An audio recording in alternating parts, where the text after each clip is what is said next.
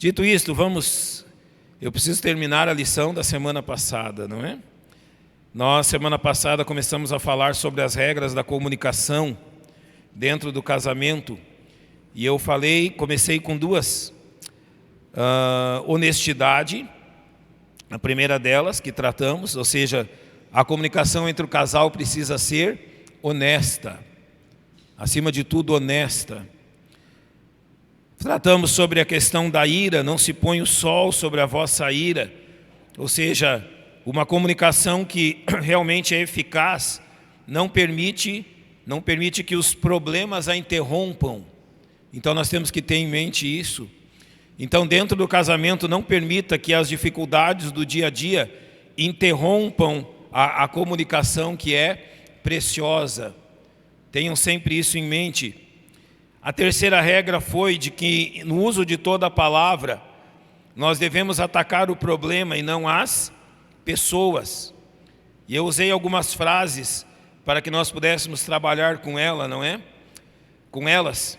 Algumas frases que a gente pode mudá-las quando as usa, deixando de atacar a pessoa para atacar realmente o problema. E a última delas que eu disse aos irmãos, como que a gente podia mudar a frase quando um dos dois cônjuges fala: você nunca aprecia as coisas que eu faço, você nunca gosta das coisas que eu faço, tudo que eu faço tem um defeito, tudo que eu faço não é bom, você nunca aprecia as coisas que faço. Então a gente estava trabalhando exatamente com isso. Como dizer algo assim sem ofender? Como realmente não atacar a pessoa, mas sim as dificuldades? Porque a gente tem que levar em conta, irmãos, nem todo mundo gosta da mesma coisa. Isso é claro. Não é, seja em termos alimentícios, seja em termos de dia a dia, das coisas que fazemos, cada um tem as suas preferências. Como que a gente pode trabalhar com isso dentro do casamento, não trazendo dificuldades nem rugas? Eu creio que a primeira questão, eu procurei dizer isso aos irmãos, é da gente ser um pouquinho menos quadrado, né? Eu falei a vocês, eu acho que eu nasci quadrado, é difícil mudar quem é quadrado. A gente gosta de uma mesma coisa a vida inteira. Até brinquei com vocês dizendo, quando eu nasci lá no Rio Grande do Sul, não tem jiló, não tem quiabo, não tem gueroba, não tem nada das coisas boas que tem aqui no Goiás. Às vezes eu fico pensando assim, eu perdi metade da vida não conhecendo essas coisas. Mas a primeira vez que eu fui apresentado a elas, eu lembro que em 99, eu vim conhecer a família da Keila ali em Umas. Não é? Acostumado com a alimentação do Sul, com as coisas diferentes, eu nem sabia o que minha sogra estava cozinhando. Eu tinha que perguntar o nome daquelas coisas, não é? Colocaram lá uma gueroba, eu achava que era palmito, né? A primeira hora que eu provei assim, esse negócio não é palmito. Primeira conclusão que eu cheguei. Gaúcho é um bicho inteligente, né? Daí eu olhei assim, mas é bom? Uai, como é bom. E a gente vai se abrindo para aquilo que é diferente. Eu estou usando a questão da culinária para dizer como isso influi em tudo na vida. Não é, nem sempre aquilo que não é do nosso gosto, aquilo que não é do nosso jeito, é ruim ou danoso. Nem sempre é assim. Nós devemos realmente ser abertos a entender que o jeito do outro também é bom, que o jeito do outro também é prático, e talvez seja melhor que o nosso. O mesmo jeito que a gente fez a mesma coisa a vida inteira. Então dentro do casamento é importantíssimo isso, porque são duas pessoas criadas em lares diferentes, de jeito diferente, com bases às vezes diferentes, não quanto ao cristianismo, mas quanto a práticas. É complicado. Sabe, a gente olha, por exemplo, já recebi muitos irmãos norte-americanos em casa, vindo para pregar na igreja, coisas assim. Eu sempre notava, eles sempre preferem tomar banho de manhã. É uma marca. Agora o brasileiro toma banho que hora? No final do dia. Daí casa um brasileiro com uma americana com um brasileiro, como é que fica? Uma coisinha tão simples gera o quê? Dificuldade tremenda. Eu conversando com o pastor Bill lá em Catalão, ele trouxe o modelo do acampamento já pronto dos Estados Unidos. E ali incluía o banho pela manhã. não no final do dia. Daí chegou no final do dia, antes da janta, os brasileiros todos correram para tomar banho antes de jantar. E os instrutores norte-americanos que estavam lá tentaram impedir todo mundo, porque não é agora. Ele teve que explicar para eles, mas eles não comem sem tomar banho. Daí como é que faz? Não é só culturalmente, é questão gastronômica e tudo mais. A gente é diferente nascendo na mesma cidade, sendo criado na mesma igreja. Se a gente levar a ponta de faca todas as diferenças, como é que funciona? Para onde vai isso? Se a gente levar realmente aos extremos toda a diferença. Sim, a gente pode aprender a apreciar aquilo que é do outro, aquilo que o outro faz. E assim, eu creio que a gente entende como devemos atacar os reais problemas e não as pessoas. Eu creio, e sempre falo isso quando dou o curso de casamento para aqueles que vão casar. Se você quer casar com o objetivo de mudar o seu cônjuge, então já desiste hoje. Se o seu objetivo é transformar o seu cônjuge do jeitinho que você quer, já é bom terminar aqui antes de chegar no altar, porque isso não vai para frente. Casamento não é para mudar o outro, não é para transformar o outro naquilo que eu quero, mas casamento é pela admiração pelo outro. Se você já casa com o pensamento, olha, assim é enquanto você está na casa do seu pai, espera casar comigo para você ver como é que vai ser. Meu filho, já termina ali, não é bom continuar isso não. Que objetivo tem se você não gosta de nada do que o outro faz e quer transformar tudo que tem na vida dele? Qual objetivo que tem se você quer mudar tudo e não se contenta com nada? Não vai chegar a lugar nenhum. Então, aprenda isto, ou você, realmente isso tenho dito aos casais, preparando ao casamento, ou você ama quem está na sua frente e a admira, ou tem que se procurar outro caminho. Não é a admiração, o amor nos leva a reconhecer as qualidades.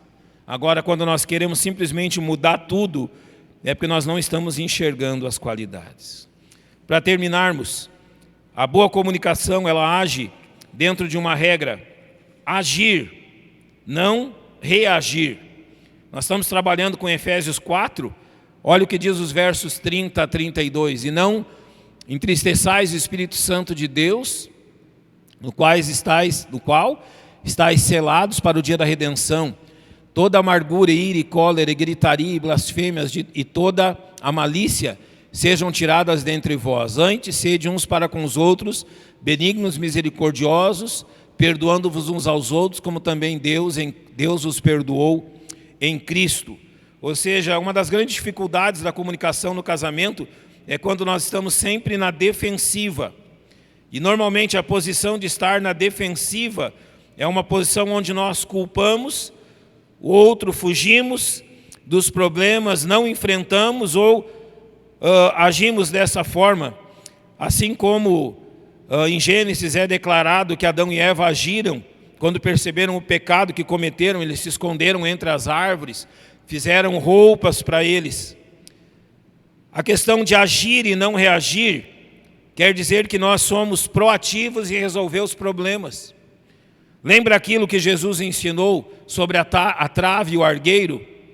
Por que você encontra um pequeno cisquinho no olho do outro, enquanto tem um tronco, uma trave no seu olho?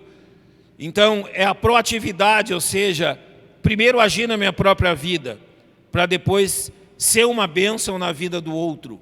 Ou seja, ativos em resolver as dificuldades, eliminar o que está errado, reagir ao problema da forma certa. E de que forma o texto nos chama a fazer isso? O perdão é importantíssimo, tanto em pedir perdão quanto em perdoar, tanto em arrepender-se quanto em amar e se submeter ao outro. Então, aquilo que devemos fazer na comunicação é sempre agirmos e não esperar para reagir diante da circunstância. Eu vou usar um exemplo com você. Você já teve dificuldade de relacionamento com uma pessoa por causa de uma circunstância? Sabe, no ministério pastoral a gente trata com gente todo dia, toda hora. Às vezes você procura a pessoa e às vezes a pessoa te procura. E muitas vezes não te procura de um jeito muito amistoso. E não é fácil receber alguém que vem para te atacar.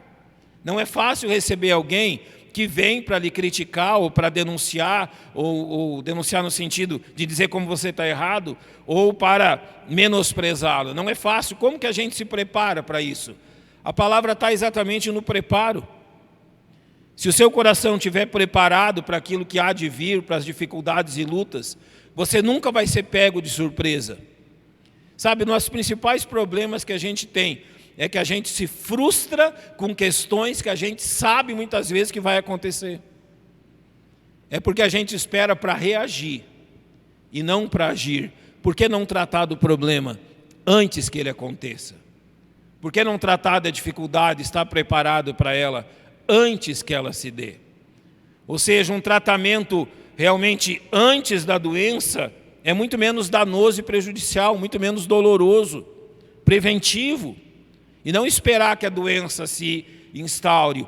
Um dos grandes problemas do aconselhamento pastoral, que o aconselhamento pastoral enfrenta, é que as pessoas trazem os problemas já num nível onde ou é impossível, não digo impossível, mas dificílimo de resolver, ou o trabalho de resolver será realmente imenso. Ou seja, deixam chegar os problemas no casamento num ponto onde as dificuldades requerem trabalho excessivo para serem solucionadas. Qual é o papel do cristão nisso? Primeiro, muito, mas muito, posso dizer tudo, é perdoável. Tudo. Eu estava falando com os rapazes ontem a respeito de casamento. Eles dizendo, olha, mas e se acontecer isso, aquilo, aquilo outro? Eu disse a eles, vocês têm a ferramenta, o perdão. Eu vou falar sobre isso mais adiante. O perdão é uma ferramenta.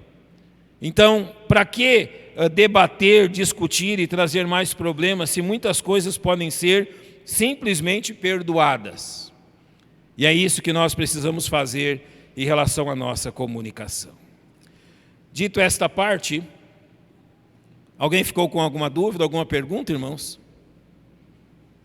Alguma questão que a gente possa ajudar? Eu sempre repito para vocês, ou entenderam tudo ou não entenderam nada. Eu acho que deu para entender a questão principal. Vá comigo agora a 1 Pedro capítulo 3. 1 Pedro 3. Agora eu vou entrar numa porção que trata da compreensão da diferença entre homens e mulheres. Isso é importantíssimo. Ou seja, somos diferentes, homens e mulheres, e é preciso que a gente tenha um entendimento dessa diferença. 1 Pedro 3, eu vou ler os versos 1, 2 e 7, acompanhe na sua Bíblia, está lá na projeção, fica fácil de acompanhar, diz assim: semelhantemente vós mulheres, sede sujeitas aos vossos próprios maridos, para que também, se alguns não obedecem à palavra, pelo porte de suas mulheres sejam ganhos sem palavra. O verso 2, considerando a vossa vida casta e em temor. O verso 7, igualmente vós maridos coabitai com elas com entendimento, dando honra à mulher como vaso mais fraco, como sendo vós os seus coherdeiros da graça da vida, para que não sejam impedidas as vossas orações. Notem que a Bíblia, ela coloca no mesmo nível sempre homem e mulher, mas ela reconhece que eles têm papéis diferentes. E por que eles têm papéis diferentes? Eu vou hoje na mensagem da manhã tratar disso, porque são homens e mulheres, foram feitos diferentes. E aqui o que eu quero demonstrar a vocês é que esta grande diferença entre homens e mulheres precisa ser compreendida para que o casamento realmente progrida e seja satisfatório a ambos. Eu vou começar por duas razões, porque na maioria das vezes, os casamentos vão mal. Uma das primeiras razões é que homens e mulheres se casam com expectativas do tipo conto de fadas e sem nenhum treinamento. A visão sobre o casamento antes do casamento, por vezes, não é real. E eu não estou aqui colocando esta conta simplesmente sobre as mulheres, sobre os homens também. Apesar das perspectivas diferentes, pode acontecer e acontece muitas vezes, de que realmente uma compreensão errônea a respeito daquilo que é o casamento, ou seja, perspectivas absolutamente irreais quanto ao casamento. Sabe, uma das coisas que eu mais digo, principalmente aos rapazes, eu digo a eles: olha, o tempo que nós vivemos é diferente do tempo que nossos avós, nossos pais viveram. Às vezes eu digo a eles assim: dificilmente você vai encontrar uma mulher na mesma perspectiva da sua mãe, ou você vai encontrar um pai na mesma perspectiva do seu pai. Os tempos são diferentes, apesar do ser humano ser o mesmo. Ou seja, nós nos adaptamos ao tempo, às questões que ocorrem, às diferenças que vão surgindo, e vamos fazendo isso para quê? Para nos prepararmos exatamente para o que está na nossa frente. Então, uma expectativa, eu uso o tipo conto de fadas, não é boa. Em segundo lugar, que é a grande questão que queremos tratar, homens e mulheres não compreendem as diferenças gerais que existem entre eles. A maior parte das diferenças conjugais se concentra em um fato: homens e mulheres são totalmente diferentes. E às vezes a gente não percebe isso. Homens e mulheres são diferentes, porque foram criados de forma realmente para serem diferentes. Deus fez isso. Eu vou usar 3 áreas onde isso se demonstra, e depois eu vou aplicar primeiro aos homens, depois eu vou demonstrar mais um pouco disso e aplicar às mulheres. Quais são os aspectos de diferença entre homens e mulheres? Eu creio que o primeiro deles que a gente deve prestar atenção são as diferenças mentais e emocionais. O interesse das mulheres demonstra-se ser mais pessoal e emocional, e elas têm mais facilidades de priorizarem a construção de relacionamentos. Então a mulher se apresenta realmente com uma porção emocional diferente da do homem. Já o homem se interessa aos aspectos práticos e que podem ser compreendidos mediante a lógica. Enquanto a mulher dá grande vazão e interesse pelas emoções, o homem está preocupado com a questão prática e lógica. A orientação mental do homem se interessa pela competição e pela conquista. A da mulher, por relacionamentos mais ternos. Eu vou usar alguns exemplos. Vocês já perceberam como nossos filhos homens se interessam por lutas, corridas, competições esportivas e tudo mais? Vou usar um exemplo bem prático. Mulheres, quando que vocês se interessam por futebol? Quando? Quando que vocês se animam um pouquinho? 0,02%. Na Copa do Mundo, porque tem uma questão emocional. Não é? Se o seu time está lutando contra o rebaixamento, o time do seu marido, você... Que preocupação. Se o seu time está quase sendo campeão, não tem ligação emocional nenhuma, mas o homem ama a disputa. Mulheres, olha, todas as vezes que vocês não estão perto, não se preocupem, não é outro assunto que eles tratam. 99% é futebol. Não é se aquele está ganhando, se aquele está perdendo. E os homens aqui da igreja sabem que um dia eu torci por um time, e esse time está bem mal, e toda vez eles me lembram disso. É a competição.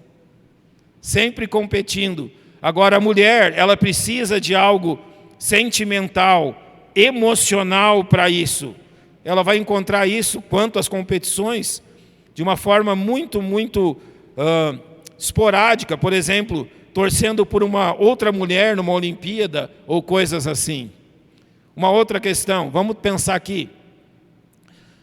Você tem uma viagem de 1.000 quilômetros de carro, você e sua esposa. Vamos tentar descrever o comportamento de um e de outro. Qual é o comportamento dos homens? Podem dizer, homens. Se as mulheres quiserem colaborar, colaborem também. Como é que o homem se prepara para esses 1.000 quilômetros? Oi? Pensando no carro. Isso. Quando ele entra no carro, qual é o objetivo dele? Tal hora eu quero estar lá. Não é assim? Olha, temos que andar, porque tal hora eu quero estar lá. E ele faz a média de quantos quilômetros fez em cada hora. Cada vez que anda de novo reclama que a parada foi longa demais. E assim por diante. O que a mulher pensa de uma viagem assim? A minha esposa leva café, sanduíche, bala, uma caixa de comida. A preocupação dela é que ninguém passe fome na viagem. É a primeira. A gente, nas nossas viagens, quando a gente viaja para o Rio Grande do Sul, é longe. Eu vou contar para vocês, teve vezes com meus meninos pequenos, que a gente passou num posto e tinha um parquinho. Paramos ali 30 minutos, andamos 20 quilômetros, tinha um outro posto com um parquinho, adivinha? Paramos de novo. É assim, eu não podia. Eu ia me irritar com aquilo, depois que eu aprendi que aquilo era tão bom quanto, não me preocupei mais. Mas vocês notam como as perspectivas são diferentes? O homem quer chegar primeiro, não é só chegar, é chegar primeiro que os outros. A mulher quer ter uma boa experiência na viagem. Relacionamento, conversa, café, comida, tudo isso. As perspectivas são diferentes. Os homens, eles têm a tendência de ter mais dificuldade em construir relacionamentos íntimos. Agora preste atenção, homem. Isso se reflete tanto para com Deus, como para com as outras pessoas. As mulheres têm mais facilidade em cumprir os dois grandes mandamentos ensinados por Jesus: amar ao próximo e amar a Deus. Reconheça, para os homens isso é mais difícil. As mulheres têm mais facilidade em tornar uma amizade com pessoas que às vezes nem conhecem, se apegar às coisas e às pessoas que a cercam. Notem isso. A mulher, é muito fácil para ela considerar a sua casa como uma extensão de si mesma. Por quê? Porque ela se relaciona com tudo aquilo. Há uma questão emocional em tudo isso. Já notou quando a família tem que mudar de cidade, de casa? Como que é para o homem? Tudo automático. Como que é para a mulher? Porque essa pia isso assim, aquele armário assim, assim. Não é porque o armário e a pia é ruim. É porque ela tem uma ligação com todas essas coisas que a cercam. Ela cria essa ligação emocional com tudo que a cerca, enquanto o homem está preocupado unicamente se funciona ou não funciona. Há diferenças também. O homem, na demonstração de hostilidade, por exemplo, o homem expressa a sua hostilidade por meio da força física. Notem os meninos. A mulher, de forma verbal. Notem as meninas. Cada um expressa as suas hostilidades, as suas questões, de forma diferente. Estas são simplesmente as questões mentais e emocionais que nós precisamos perceber a diferença entre nós. Eu vou apenas citar, mas há também diferenças físicas. O metabolismo feminino é normalmente mais baixo do que o masculino. A estrutura óssea de homens e mulheres é diferente. As questões hormonais pelas quais eles passam são diferentes. Um homem não possui ciclo menstrual, gestação, lactação. Ele nem imagina o que é isso. E a mulher passa por todas essas fases. Para o homem está tudo igual. Para a mulher, há uma diferença tremenda. Ou seja, os hormônios, eles estão constantemente ativos para realmente missões diferentes. Enquanto o homem vai seguir sempre no mesmo rumo, não tem muita mudança. E às vezes perceber isso é complicado da parte dos homens. Eu posso também falar das diferenças intuitivas. E eu tenho que ter cuidado ao tratar disso. A intuição feminina, ela é discutida. O que é isso, afinal, da intuição feminina? Mas eu creio que a gente pode entendê-la não como algo místico. Não, a intuição da mulher não é algo místico. Mas eu creio que as mulheres têm uma capacidade maior de entender as mensagens subliminares que normalmente os homens ignoram. Eu sempre brinco lá com meu sogro. Ele gosta de pescar, não é? Então, cada feriado que a gente pode, vai lá. Ele quer dizer, vamos pescar. O Rio Meia Ponte lá em Umas é bem limpinho, ele é lindo em algumas partes lá, bem antes de chegar nas cidades. Dá peixe, é muito bom de ir lá. Daí eu brinco com ele assim, peraí, antes de nós irmos, vamos perguntar para a sogra. Sogra, vai dar peixe ou não? Não estou brincando com você, mas toda vez que minha sogra diz que não vai dar nada, não dá nada. Eu já desanimei quando ela fala, não vai dar nada hoje. Dizer, sogro, vamos assar uma carne? Vamos ficar por aqui. Sabe, não é nada místico, não. É que o homem ignora sinais que a mulher não ignora. O homem ignora sinais que a mulher percebe e se importa com eles. Então, muitas vezes, quando a esposa diz, olha, não gostei disso, não vamos fazer isso. E você quer uma explicação lógica para aquilo. Então, mas me explica por A mais B, por que você não gostou? E ela responde o quê? Eu não sei, mas eu não gostei. E daí o homem quer uma explicação de Einstein. E ela só está entendendo que aquilo não está fechando muito bem. Tem alguma coisa errada naquilo ali. E o homem quer uma explicação lógica. A gente precisa se entender também nisso. Às vezes dá ouvidos, ou sempre, não é? Dá ouvidos um ao outro. É algo bom e prudente.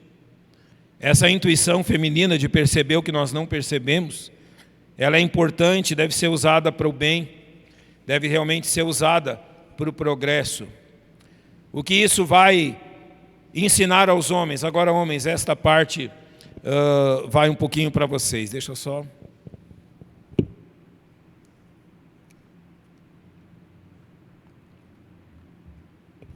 O que as diferenças entre homens e mulheres nos ensinam em relação a isso?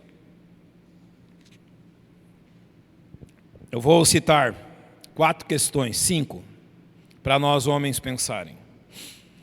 Quando nós ignoramos essa diferença de uma questão emocional muito mais aflorada que a masculina, quando o homem realmente não entende a mulher desta forma, o comportamento dele pode desencadear uma diversidade de males físicos, oriundos de uma vida emocional instável. Então, a não compreensão por parte do homem deste aspecto emocional da esposa, ou seja, uma atitude por parte do homem que não leva isso em vista, na maioria das vezes acaba criando uma vida emocional instável na esposa, na mulher. Prejudica e prejudica profundamente. Também que o pleno desenvolvimento da mulher enquanto mulher depende em grande parte da estabilidade emocional. E se ela não tiver isso, haverão dificuldades. Então nós homens precisamos perceber isso. A estabilidade emocional da esposa é preciosa.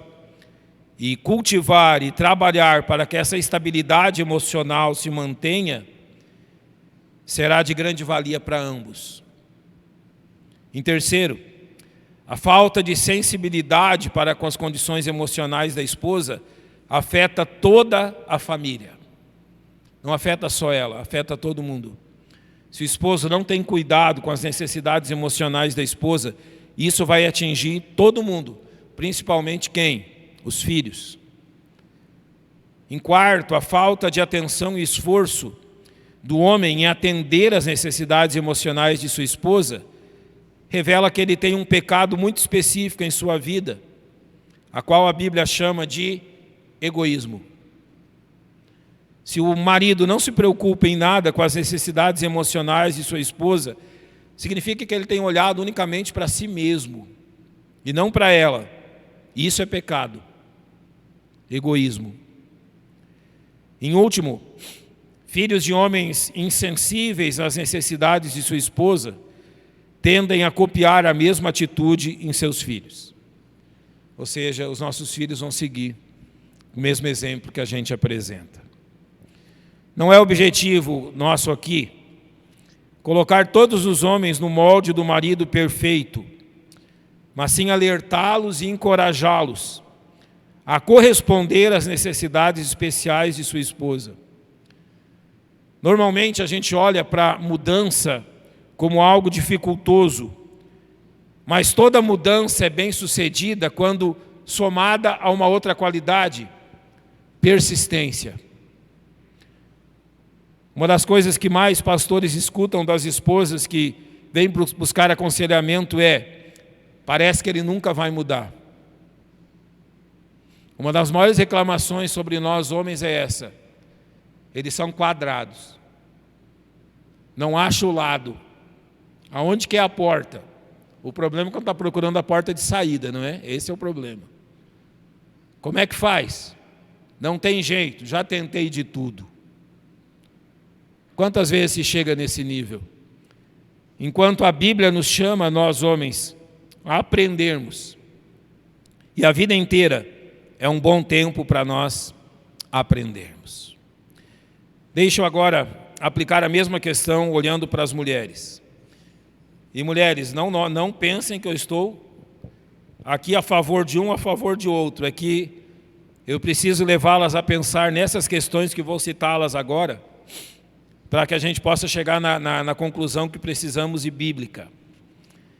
Então eu vou citar, e eu preciso que vocês me demonstrem, concordando ou não concordando com essas citações, se elas são reais. Eu vou citar algumas formas pelas quais nós, maridos, mais praticamos e que trazem mágoa e ressentimento à esposa. Então, atitudes dos maridos que magoam a esposa. Constantes críticas. Me ajudem. Ser criticada constantemente magoa? Sim ou não? Algumas sim, outras não, a maioria sim. Não prestar atenção às suas palavras e ideias. Isso normalmente mostra a falta de consideração, não é? Não assumir a sua parte, a parte do homem nos encargos domésticos. Colocar as necessidades, o homem, colocar as necessidades e desejos da esposa sempre em plano secundário em relação às dele.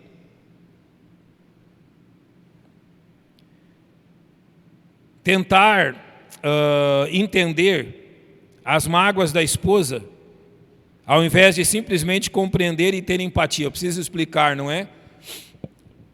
É mais ou menos assim. Você vê a esposa triste e você pergunta: o que foi? E ela chora. Você vê a esposa triste e não pergunta o que foi. E ela chora também.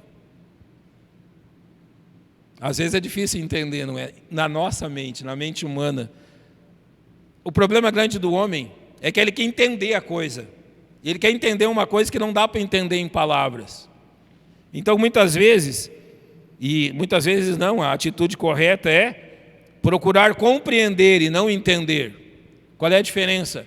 No entender, você quer uma explicação lógica. No compreender, você considera justificável. Você considera que, ok, é assim, vamos lá. Ofende a esposa quando o marido age como alguém superior em relação a ela. Quando o marido dá preferência a outras pessoas, não importa quem seja, até pessoas desconhecidas. Ao invés de dar atenção a ela, dá atenção a outras pessoas. E última, não sendo romântico, também magoa. E parece que a maior parte dos homens esqueceu o romantismo lá no namoro. Tá ok. Agora eu preciso dizer algo às mulheres. Pois é, a gente é assim mesmo. Os homens são esses que vocês sabem quem são. E todos nós precisamos de ajuda. Todos nós precisamos, primeiro, da ajuda de Deus, e a ajuda das nossas esposas são preciosas quanto a isso. Para mudar esse comportamento, compreendendo que a mulher é diferente. Mas, mulheres, de sua parte, há algo que é necessário enquanto isso ocorre: perdão. Você precisa perdoar todos esses erros. Pedro perguntou a Jesus: olha, eu sou muito bom, porque eu perdoo uma pessoa até 7 vezes quando ela erra comigo. Ela erra 7 vezes diferentes e eu perdoo a 7. Pedro estava se achando o cidadão. Jesus disse para ele: Pedro, quando você perdoar 70 vezes 7 a mesma questão, daí a gente conversa. É ordem bíblica que perdoemos. E esposas, não há como ir adiante, não há como construir algo melhor se da parte da esposa não houver o perdão. Se da parte do homem precisa haver compreensão, da parte da esposa precisa haver o perdão. E essas duas coisas andam juntas. Para que aquilo que 1 Pedro 3 falou seja verdade. Para que aquilo que 1 Pedro 3 falou seja realmente real. Agora, homens, não vai sair exigindo da esposa que ela perdoe tudo. Perdão não é exigência, é graça. Precisa vir de Deus e do coração dela. Eu sei que nenhum marido jamais vai merecer o perdão. Entenda isso. Perdão não é porque a pessoa merece. Perdão é sinal de misericórdia. De olhar para o outro e dizer: eu sei quem você é. E mesmo sabendo quem você é, eu lhe amo da mesma forma. Não é assim que Deus faz conosco? Ele não sabe exatamente quem nós somos? E não nos ama mesmo assim? É isto. Então, começamos assim o caminho. Dos homens, a compreensão da diferença. E das mulheres, o perdão pelas questões que ocorrem. Semana que vem nós, se Deus permitir, continuamos. Vamos orar e nós vamos ter o intervalo.